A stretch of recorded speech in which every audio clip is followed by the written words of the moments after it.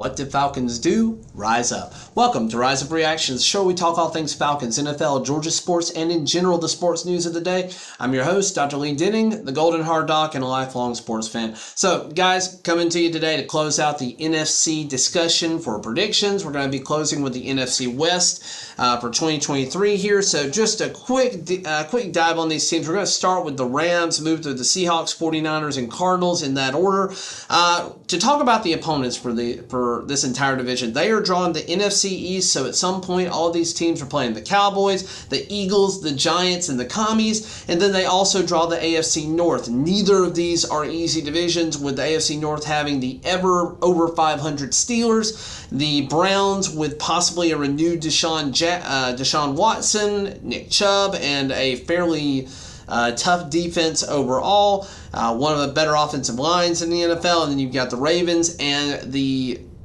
perennially now good Cincinnati Bengals under Joe Burrow, Jamar Chase, and a dominant offense that has lost some pieces on defense but should still be good. And then they also have to play everybody in the division at least 2 times. And again, this is a division that could cannibalize itself a little bit. But we'll talk about everybody's individual 3 teams that they draw that are not divisional and not any of those that we just mixed. We'll talk about some of the question marks with them, and then we'll also talk about their floor, their ceiling, and what I have them as predicted. So we're going to move through this pretty rapidly. Let's start with a real quick reminder that I am trying to get to 500 subscribers by the end of the 2023 season. Please hit that subscribe button. It really helps the channel grow and reach more people. I've had a few new subscribers in the very recent past. I'm assuming because of people that are also part of the Grossi Nation. Tom Grossi is still doing his tour right now. His Atlanta video should be coming out sometime this evening, probably super late because that man just doesn't have time to rest. Again, incredibly grateful that I got to meet him. That football that I got from him is right up there with his signature on it. Again, just if you get a chance, donate to St. Jude's. I'll try and link that down below as well. But without further ado, let's jump into the Rams. The Rams are an incredibly disappointing team from last year. They're a team that, had the worst Super Bowl hangover of anybody ever going from 21 to 22. And a lot of that had to do with the health of Matthew Stafford. He had hurt his throwing elbow going into the season. He was not healthy. There were a lot of question marks, and he went down for the majority of the season last year. Didn't look like himself. Starting to show why quarterbacks used to retire in the mid-30s or so. He's going to be 35, turning 36 this year. So this team is going to live and die by him. As far as non-divisional opponents and non-opponents that everybody has to play, they're drawing the Packers, they're drawing the Saints, and they're drawing the Colts. Realistically, I think they have the potential to beat all of them if they're playing and firing at all cylinders, but I don't know that they're going to be able to. The other question mark is Cooper Kupp. He was probably healthy enough to come back at the end of last season after missing about 8 weeks, but they went ahead and said, no, we're not going to be good, we're going to shut him down. And the other part of the problem with the Rams is they played the F them picks game. They used it to win a Super Bowl, and now they have kind of kneecapped themselves going forward. They had a ton of late round draft picks, but they didn't have a pick until the second round this year. They did take Steve Avila. Their offensive line was abysmal last year, so they took possibly the best guard in the draft. Then they followed that up with Byron Young, an edge rusher out of Tennessee, and then Kobe Turner, who I had as a pretty decent pick in the 4th round, but they took him late in the 3rd out of Wake Forest. They did take Stetson Bennett, which I am personally excited about just because I'm a Georgia guy. I think Stetson is underrated. He is old going into the NFL. He's like 26 years old going into the NFL. But he has veteran presence in the sense that he has been playing at a high level for a long time. He doesn't have the measurables that people say make a great quarterback, but he is a locker room presence, and he is going to do a lot to make that team better. He's going to do great running the practice squad and being a bench guy for most of the season if Stafford's healthy. And again, it's going to be great having 2 Georgia legends on the same team. So that's something I'm excited about. It's definitely a dark horse team. Their offensive line should be better. They have lost a ton of defensive help and did not pick up any free agents of note for defense this year. So it's going to be really tough for them defensively, especially since that was an area that they sucked at last year. We'll see how they do here. I'm not sure what we're going to be looking at. They did get Zach Evans, who's a guy that I thought should have been a probably fourth or third round talent at running back to back up Cam Akers. So we'll see if he ends up being worthwhile. But yeah, this is a team that their floor is pretty bad. They could, because of the opponents that they play in the schedule here, they have a really tough strength of schedule. Their floor is 4-13. Their ceiling is probably only 11-6. I have them finishing at 7-10, and I think that's pretty generous, honestly, because I just don't think they're going to be that good. But I definitely think they finish closer to the floor than the ceiling. Moving on, we'll talk about possibly the most interesting team in the division, and that is the Seahawks. The Seahawks last year came out of nowhere, having Geno Smith basically go off having a Pro Bowl year. His really only great year as an NFL starter. He is also in his early 30s and a guy who's been in the NFL a long time. They did pay him a 3-year deal for a fair amount of money. Glad to see him get paid, but now he has to prove that he's worth that contract. So I don't know if he is worth the contract, but certainly something that we're going to see here. I love their first round pick in Devin Witherspoon. I really wanted him to be around for the Falcons. I think that he is the reason that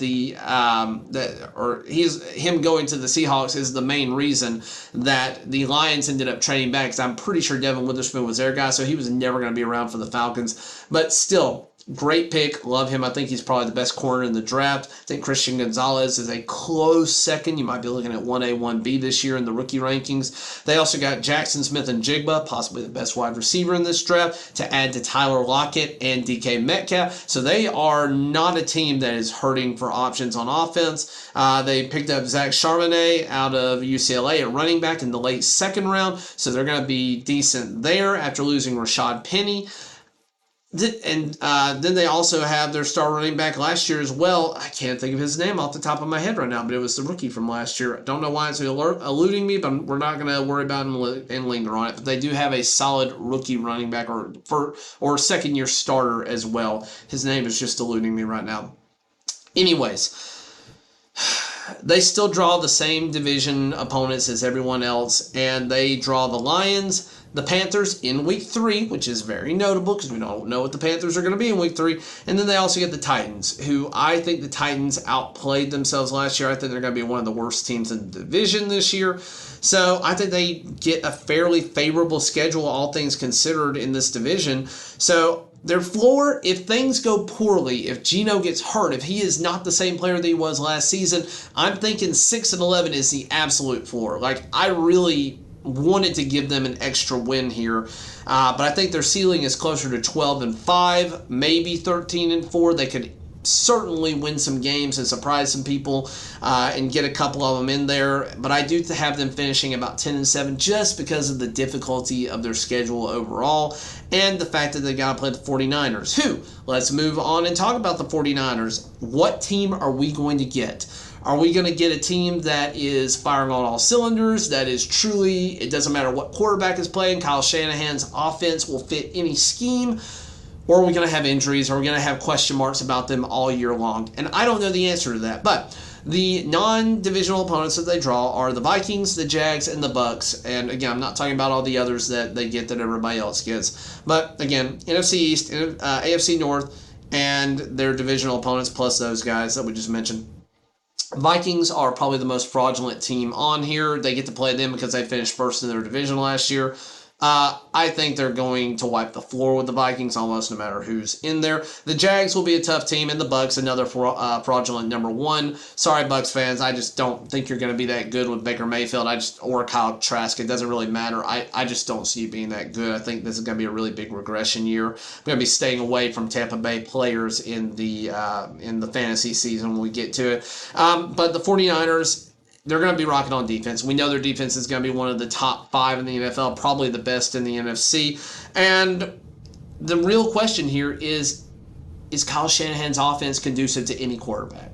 Because you're not going to have Purdy till at least halfway through the season. In my mind, with an elbow injury last year, basically had a pitcher's elbow type injury, Tommy John type injury. And, for pitchers in the major leagues, that's like a year plus recovery. For the NFL, He's not throwing as much zip on the ball, but it's going to be a tough recovery. I don't look for him to come back until midseason. They're hoping earlier than that. I think that would be a mistake, especially when a few years ago you spent your 3rd overall pick in the draft after trading up to take Trey Lance, a guy that has not had a chance to play because of an injury to his knee last year.